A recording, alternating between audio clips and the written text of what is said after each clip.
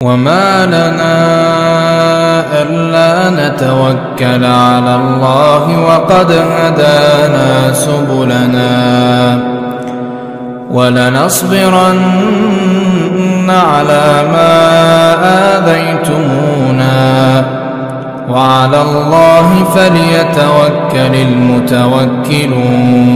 Jemaah sekalian yang dirahmati oleh Allah Subhanahu wa taala, insyaallah malam hari ini kita akan melanjutkan kembali pelajaran kita terhadap hadis Nabi sallallahu alaihi wasallam yang kita mengambilnya dari kitab Riyadhus Shalihin, yang mana kita masih dalam pembahasan bab birri asdiqail ab wal yaitu berbakti kepada atau berbuat baik kepada kawan kerabat dari ayah, ibu, bahkan kawan atau kerabat pasangan kita masing-masing yang telah wafat, artinya selepas wafatnya mereka, untuk melanjutkan tali silaturahim, menyambungkan tali silaturahim, maka tetap hal tersebut dilakukan.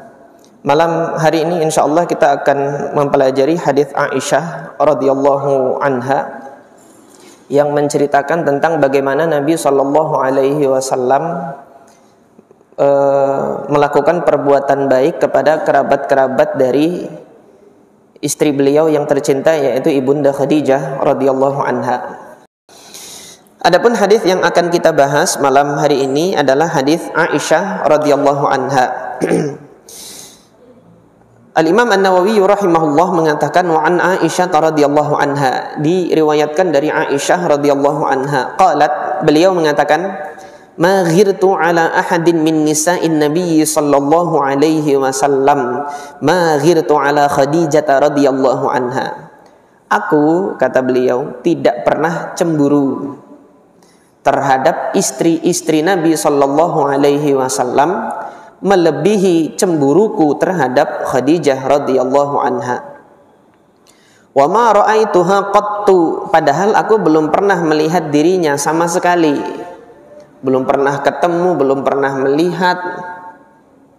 Tetapi kenapa rasa cemburuku itu begitu besar dibandingkan dengan istri-istri Nabi yang lain? Kalau istri Nabi yang lain cemburu wajar.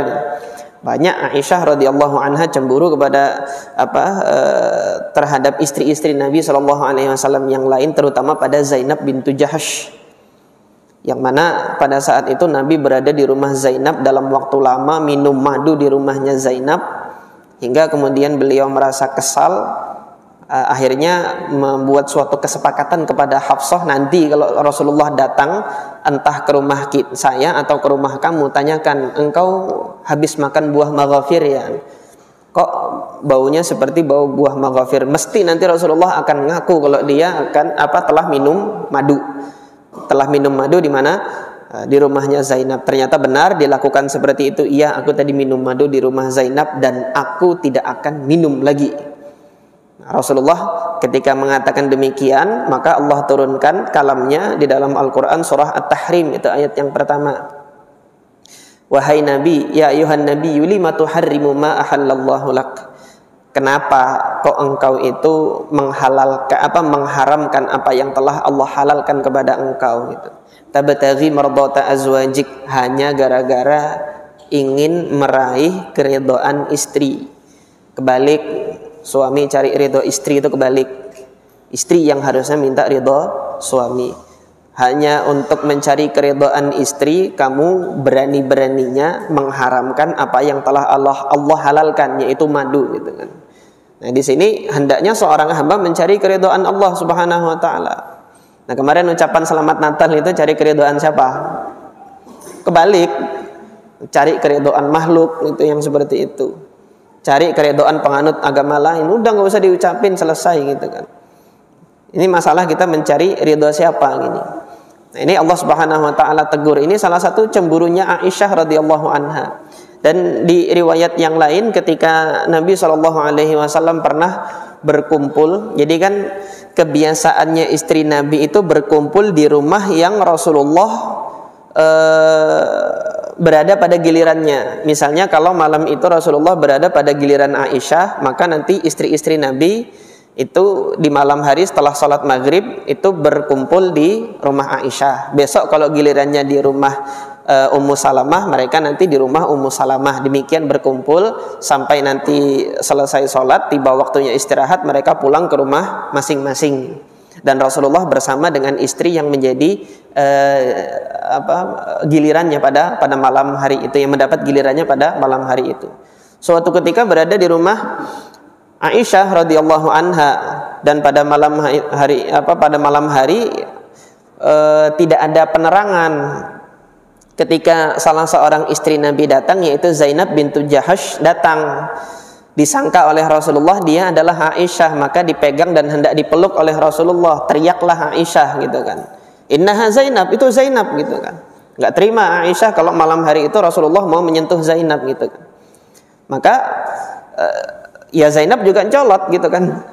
Lah kenapa ini suamiku sendiri kok gini? Akhirnya tempur kata-kata gitu. Rasulullah SAW diam ketika keduanya itu tempur kata-kata seperti ini. Kan suamiku juga mau pegang aku kan boleh gitu. Dan lain sebagainya perkataannya. Rasulullah mendiamkan sampai azan Isya, baru Abu Bakar lewat. Ketika Abu Bakar lewat, ya Rasulullah, al-Isya, al-Adhan ini.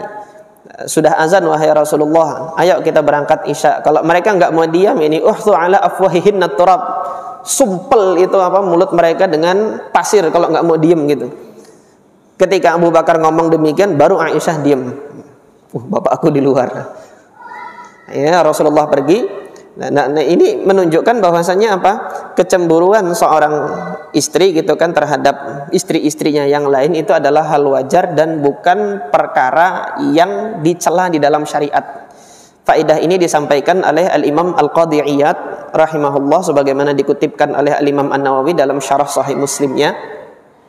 Dan Al-Imam Al-Qadhi Iyad rahimahullah juga menukilkan dari para ulama yang lain bahwasanya kecemburuan istri itu bukan perkara yang dicela di dalam syariat. Jadi demikian.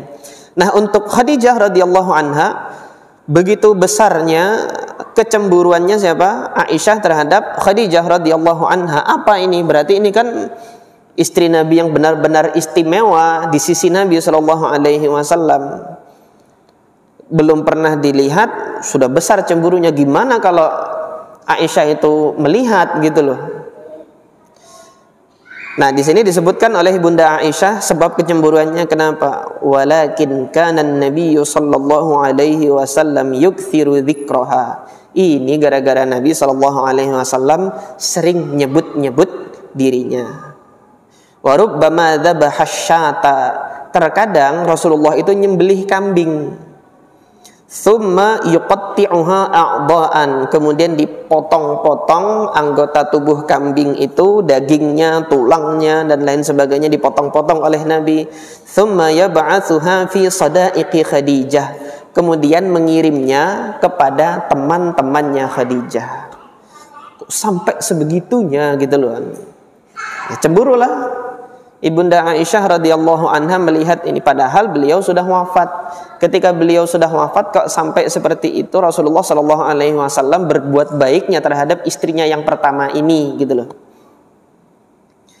Jadi perbuatan baiknya Rasulullah terhadap istri yang pertamanya ini, yaitu Ibunda Khadijah, dilanjutkan terus sampai kepada kawan-kawannya Khadijah radhiyallahu anha. Farubbama qultu lahu, suatu ketika terkadang aku katakan kepada Nabi sallallahu alaihi wasallam, ka'an lam yakun fid dunya illa Khadijah. Kok kayaknya itu enggak ada perempuan lain di dunia ini selain dia gitu kan. Maka Nabi sallallahu alaihi wasallam ketika mendengar perkataan Ibunda Khadijah kayak gitu kan, cemburunya Khadijah, justru ditambah sama Nabi sallallahu alaihi wasallam dengan perkataan apa? Innaha kanat, dulu dia begini. Disebutin kebaikan-kebaikannya. Wakanat, dulu dia begini. Malah justru disebutin lagi, tambah disebutin kebaikan-kebaikannya. Melihat Ibunda Aisyah cemburu atas Ibunda Khadijah, Rasulullah justru akan tambah menyebutkan kebaikan-kebaikannya yang lain. Wa kana li minha walad, dan di antara kenikmatan Allah yang diberikan kepada Rasulullah sallallahu alaihi wasallam melalui Ibunda Khadijah adalah keberadaan anak-anak. yang dilahirkan dari rahimnya ibunda Khadijah radhiyallahu anha. Al hadis muttafaqun alaih. Dalam riwayat yang lain, wa fi riwayatin wa in kana la yadhbahu syaa' fayuhdi fi khalailiha minha ma yas'uhunna. Terkadang Nabi SAW menyembelih kambing, fayuhdi, kemudian menghadiahkan, fi khalailiha. Khalail itu jamak dari khalil, khalilah. Khalilatun, khalilatani, khalail. Khalil itu sahabat dekat. Jadi sahabat-sahabat dekatnya ibunda Khadijah itu sering kali oleh Nabi SAW dikirimi daging kambing yang disembelih oleh Nabi SAW. Wa fi riwayatin, dalam riwayat yang lain, kana idza dzabaha syata yaqul, ketika Rasulullah sallallahu alaihi wasallam menyembelih kambing, Rasulullah mengatakan apa? Arsilu biha ila asdiqai Khadijah. Tolong kirimkan kepada teman-temannya Khadijah. Ini menunjukkan ketika Nabi sallallahu alaihi wasallam rindu kepada ibunda Khadijah radhiyallahu anha, beliau berbuat baik kepada teman-temannya ibunda Khadijah radhiyallahu anha, kerabat dekatnya ibunda Khadijah radhiyallahu anha, dan ini merupakan sunnah.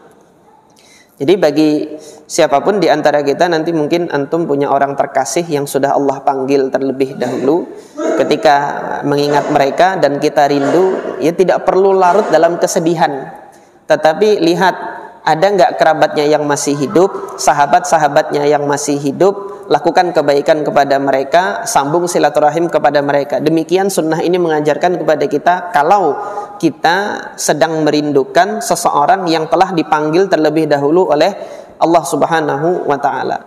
Hal ini akan mengobati kerinduan kita, kesedihan dan kerinduan kita.